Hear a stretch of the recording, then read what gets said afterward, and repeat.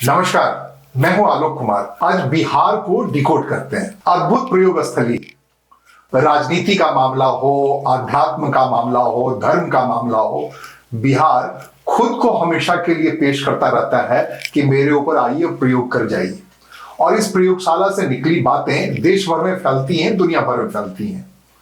वो महात्मा बुद्ध हो, उन्होंने बिहार के गया को अपने तपस्या स्थली के तौर पर पाया और वहां से जो कुछ भी पाया उसको लेकर के पूरी दुनिया में बिखर गए। चलिए, बहुत पुरानी बात नहीं करते हैं, हम आजादी के आंदोलन की बात करते हैं। महात्मा गांधी जब भारत आए तो उन्हें गोपाल कृष्ण गोखले ने राय दी कि आप पूरे देश का भ्रमण करो और तब मेरे पास आओ, तब मैं बताऊंगा। उस भ्रमण के दौरान उन्हें पता लगा कि राजकुमार शुक्ल मोतिहारी के थे, चंपारण के थे। उन्होंने कहा कि मेरे यहाँ आइए और यहाँ प्रयोग कर जाइए। और महात्मा गांधी आए और पहला जो प्रोटेस्ट हुआ महात्मा गांधी का भारत में अंग्रेज सल्तनत के खिलाफ, वो नीले कोठी के किसानों के खिलाफ हुआ। और उन्होंने जाके वहां प्रोटेस्ट किया, गिरफ्तारी दी और तमाम चीजें, और वहां से जो कुछ उन्होंने हासिल किया पूरे स्वतंत्रता आंदोलन में उन्होंने उसको तैयार किया। इतना ही नहीं, जेपी वहां के बड़े जननायक रहे और उन्होंने 42 आंदोलन में, भारत छोड़ो आंदोलन में बिहार को हिला कर रख दिया। इसके अलावा लगातार निरंतर बिहार में प्रयोग होते रहे। हालिया प्रयोग बीपी मंडल का प्रयोग है, जिन्होंने मंडल आयोग लिखा।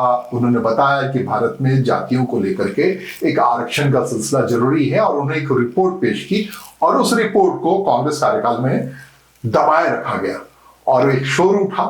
बीपी सिंह जन मोर्चा के थे और उन्होंने एक शोर उठाया। प्रधानमंत्री थे, उन्होंने जाते जाते एक काम किया। उनकी सरकार जब जाने पाई तो उनको अमर होना था, उन्होंने मंडल आयोग लागू कर दिया। और मंडल आयोग जो बीपी मंडल का बनाया हुआ था, बिहार के रहने वाले थे और सबसे ज्यादा उसका जो रिफ्लेक्शन है बिहार की धरती पर हुआ।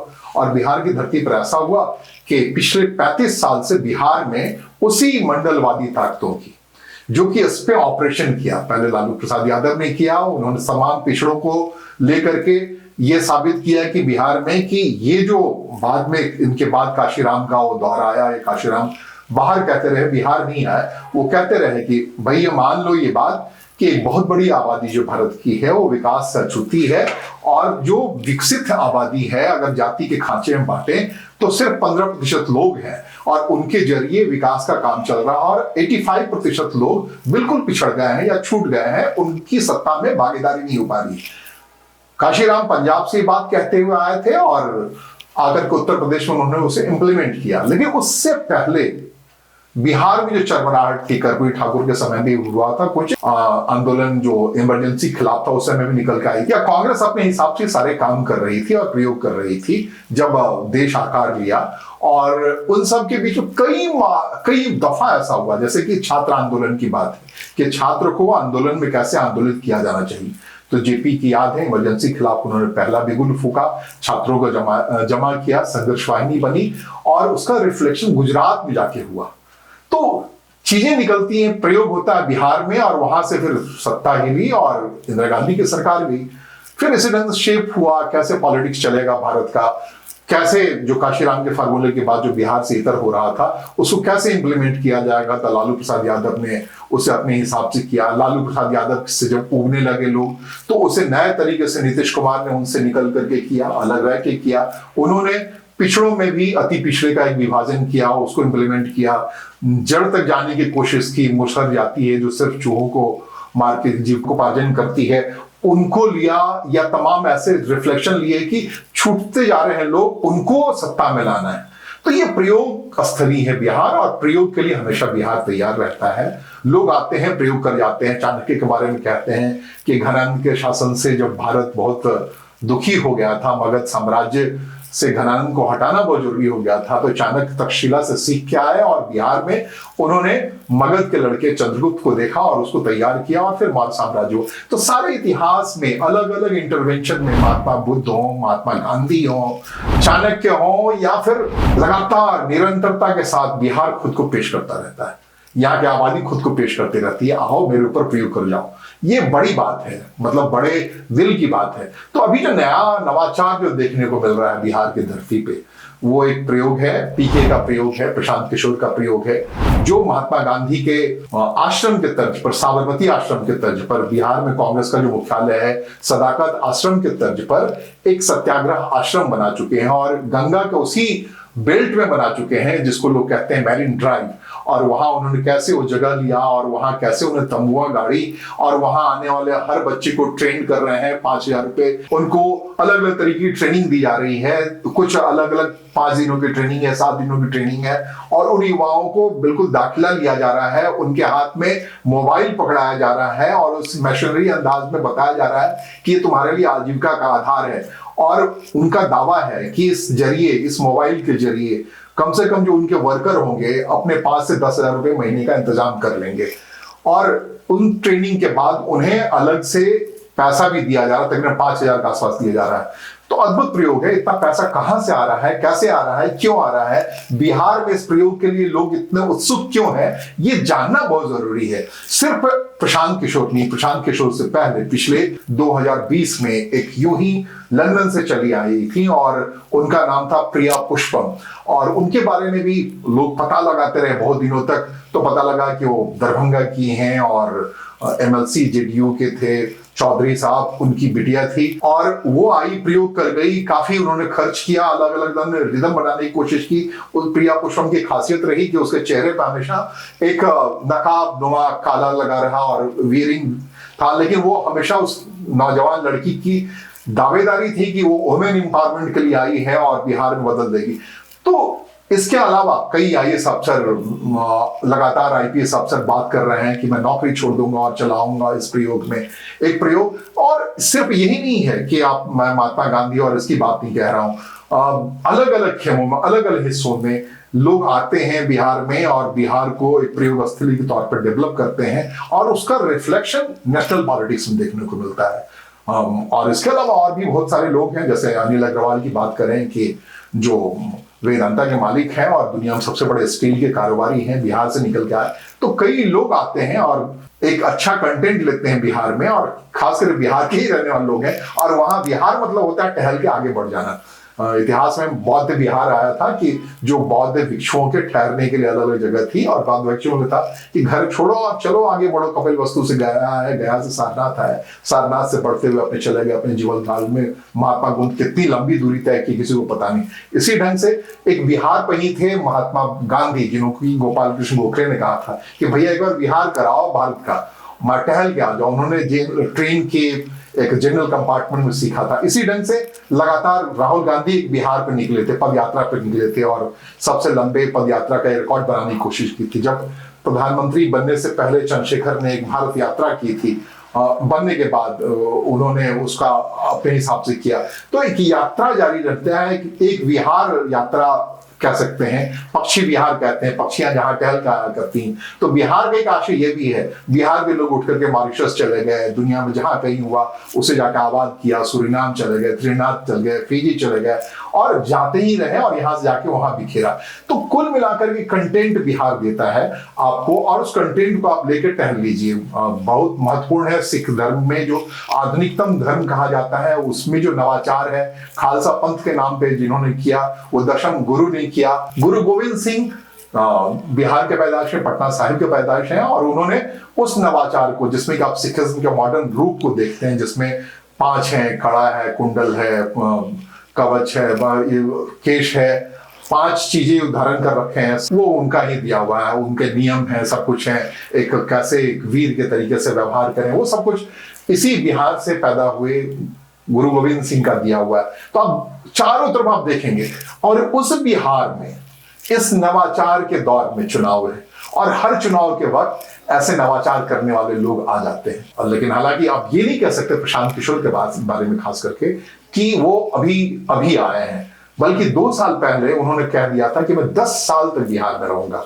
और जिस ढंग से उनकी प्रतिबद्धता दिख रही है कि बीते 2 साल से बिहार में है, अभी अक्टूबर में 2 अक्टूबर को उन्हें अपनी पार्टी की घोषणा कर रखी है जनसुराज के नाम से, और उसमें काफी बड़ी तादाद में लोग जोड़ रहे हैं। बिहार के एक हिस्से में पैदल यात्रा की है, अलग अलग प्रखंडों में किया है और पार्टी घोषणा के पहले किया है। अब वो कह रहे हैं कि हम पटना के गांधी मैदान में लोगों को जुटा रहे हैं, और उस जुटान के बाद से जो अगला चरण होगा अक्टूबर तक का, वो एक टास्क होगा यूथ को जोड़ने का, यूथ को इंप्लीमेंट करने का, बिहार के भविष्य के बारे में कि बिहार कैसे आगे बढ़ेगा।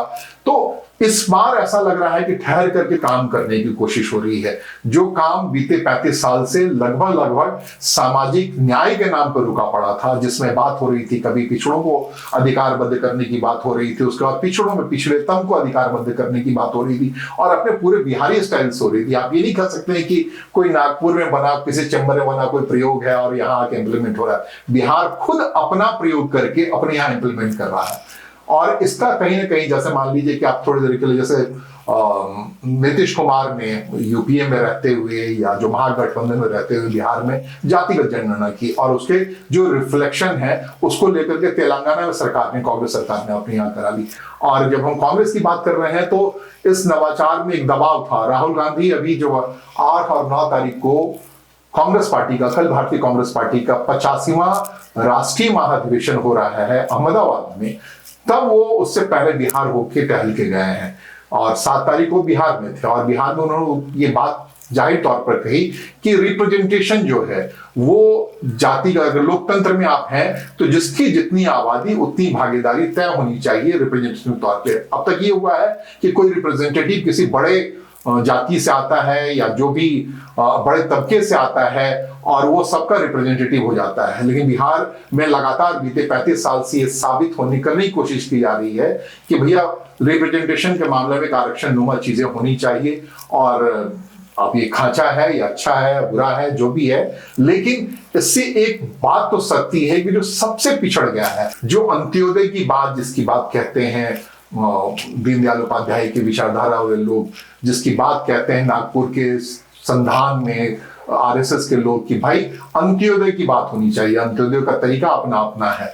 पहले लोग कांग्रेस और राष्ट्रीय स्वयंसेवक संघ में विभेद करते थे कि कांग्रेस कहती थी सर्वोदय की बात होनी चाहिए और महात्मा गांधी का सर्वोदय का फार्मूला था। उसके जवाब में दीनदयाल उपाध्याय ने कहा था कि अंत्योदय की बात होनी चाहिए। जब आप अंत में बैठे व्यक्ति की सुध लोगे और उस पर आप अपनी विकास की रोशनी को पहुंचाओगे, उसका ख्याल करोगे और उसको जब उठाओगे, फिर उसके बाद कोई अंत में बच जाएगा, फिर उसे उठाओगे, फिर अंत में बैठ जाएगा। तो सिस्टम ऐसा होना चाहिए कि अंत में बैठे व्यक्ति को सबसे पहले रोशनी आनी चाहिए ताकि वो आगे बढ़ पाए, उसमें हौसला बढ़े, आर्थिक तरक्की हो या फिर अवसर का मामला हो, उसकी सुध ली जानी चाहिए। वो प्रयोग अपने आप में चल रहा है, लेकिन बिहार में ये अंत्योदय के नाम से नहीं चल रहा है, सर्वोदय के नाम से नहीं चल रहा है, एक जातिगत स्थिति के नाम से चल रहा है, जिसमें कि अब तक नीतीश कुमार चैंपियन हो गए थे। और यही वजह है कि अभी भी वो अपरिहार बने हुए हैं। एनडीए में हो या नीतीश कुमार अगर ढल करके यूपीए में, यूपीए कहना आसान लगता है, महागठबंधन की ओर चले जाएं तो वो उसका विनिंग फैक्टर हो जा रहे हैं। सिर्फ इसलिए हो जा रहे हैं कि उन्होंने इस पे बड़े कायदे से काम किया है, सरकार में रहते हुए काम किया है। और जब वो सरकार में थे तो एक बड़ा कालखंड सरकार में होने का पिछले दिनों प्रशांत किशोर का था। प्रशांत किशोर भी ये बात उन्हें सिखाते थे। तो अब प्रशांत किशोर जब अपनी पार्टी बना रखे हैं और जब जनसुराज बना है तो उसमें भी इस बात का वो पुरजोर पैरवी कर रहे हैं इसकी कि भैया मैं रिप्रेजेंटेशन इसी हिसाब से दूंगा, मैं महिलाओं को 50% दूंगा रिप्रेजेंटेशन, अल्पसंख्यक जो बिहार की आबादी के तकरीबन 36% है उसके अंदर से मैं वो आबादी दूंगा। उसके अलावा जो यादवों की आबादी है, उसके अलावा दलितों की आबादी है, अति पिछड़े वर्ग की आबादी है, इन सबको मिलाकर के मैं शोधित करता हूं कि जैसे मुस्लिम आबादी एक बड़ी आबादी है बिहार में लोग कहते हैं, लेकिन उसके अंदर भी नीतीश कुमार ने जो काम किया है वो विभाजित कर दिया उसे पासमानदा मुस्लिम और अशरफ मुस्लिम के तरीके से, क्योंकि उसके यहाँ भी सबसे पीछे कोई व्यक्ति बैठा हुआ है, सबसे पीछे व्यक्ति का कोई रास्ता नहीं है अशरफ से। तो ये सारे प्रयोग बिहार में होते हैं और बिहारी वो स्थल है और बिहार में जब चुनाव है तो इस प्रयोग को तसल्ली से साथ प्रशांत किशोर कर रहे हैं, एनडीए में कर चुके हैं नीतीश कुमार। और अब तक अगर भारतीय जनता पार्टी कोई खास वजूद नहीं बना पाई है, जगह नहीं बना पाई है या बिहार में अपना कोई वैकल्पिक व्यवस्था के तौर पर कोई बड़ा तंबू नहीं खड़ा कर पाई है, तो उसके पीछे बिहार का अपना नवाचार है। वो अपने यहाँ नवाचार करता है, वो बाहर से आई हुई चीजों को ज्यादा एक्सेप्ट करने के बजाय अपने लोगों पे प्रयोग करके पहले वहां इस्तेमाल किया जाता है, फिर वहां से जाता है। अगर जहां तक आरएसएस की बात करेंगे, संघ की बात करेंगे, तो उसका एक राष्ट्रवादी प्रयोग है जो कि सबको लेके चल रहे हैं और राष्ट्रवाद के नाम पे करते हैं, लेकिन प्रयोग स्थली अलग अलग है। ओरिजिनली बिहार में उसका प्रयोग इस ढंग से नहीं हो पाया है, क्योंकि बिहार को जब भी आप बात करेंगे तो बिहार में राष्ट्रवाद के नाम पे एक सांस्कृतिक स्थिति भी है। बिहार मोटे तौर पर 3 सांस्कृतिक पृष्ठभूमि पर बटा पड़ा है अभी भी। जब बात करें, एक मिथिला का अपना एक अलग इलाका है, मगध का एक अपना इलाका है, एक इलाका भोजपुर का है। इन तीनों इलाकों में अपने अपने राष्ट्रवाद हैं, अपने अपने नायक हैं, अपने अपने हीरो हैं। एक सीमांचल का नया हीरो है, तस्लीमुद्दीन का एक इलाका हुआ करता था, मुस्लिम की बड़ी आबादी है, जहां ओवैसी ने पिछले दिनों जाकर के उन्हें हिलाया, करा और कहा कि भैया क्यों इसके भोजपुर के लोगों से फंसते हो। भोजपुर में तब नायक हुआ करते थे शहाबुद्दीन, तो उनसे नहीं फंसना। फिर मगध के इलाके में अगर बात करें तो आप मगध के इलाके में अपने हीरो हैं, इसके नीतीश कुमार वहां से आते हैं और अलग अलग आवाज। तो आप देखेंगे कि मोटे तौर पे कि बिहार इस 3 हिस्से में, 3 भाषाई हिस्से में बटा पड़ा है। यहाँ राष्ट्रवाद तो है, लेकिन जब बिहारी वाले हर की अपनी है, मगध वाले महसूस करते हैं कि भाई उनकी मगधी के साथ उस ढंग से अन्याय हो रहा है। भोजपुर वाले कहते हैं कि मुझे भाई राष्ट्रीय भाषा के दर्जे में लाओ, जैसा मैथिली का आपने लिया। तो एक अंतर विरोध सा चलता रहता है, एक सुपरमेसी के अंदाज में मैथिली वाले चलते हैं।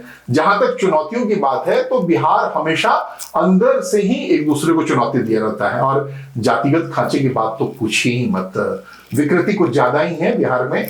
आप बिहारी से जब बात करेंगे तो अपने बारे में ठीक है, बिहार का व्यक्ति तो बताएगा, लेकिन थोड़ी देर के बाद जब 2 बिहारी आपस में बात करेंगे तो जैसे तैसे वो कोशिश करेंगे इसकी जाति पर पहुंच जाओ। तो दुनिया उनके लिए चाहे जैसी भी हो, लेकिन जातिगत खांचे बुरी तरह से बिहार फंसा पड़ा है और उससे निकालने की कोशिश होनी चाहिए। ये जो तमाम नवाचार हो रहे हैं, प्रशांत किशोर कर रहे हैं या प्रिया पुष्पम कर रही थी या कोई नया व्यक्ति करेगा, तो बिहार में ये चीज जरूरी है कि भैया ऐसा कोई इंतजाम करो कि हम बिहारी इस जातवाद के व्यवस्था से बाहर आए, ताकि दुनिया को बता पाए कि भैया इसके अलावा भी ह्यूमैनिटी कुछ है। और ह्यूमैनिटी को प्रदर्शित करने के लिए जाति की जरूरत है, न धर्म की जरूरत है। उसके अंदर एक व्यक्तित्व होनी चाहिए और उसके लिए वो किसी ऐसी व्यवस्था के मोहताज नहीं है जो आपको जाति में रहने के लिए विवश करे। नमस्कार, धन्यवाद।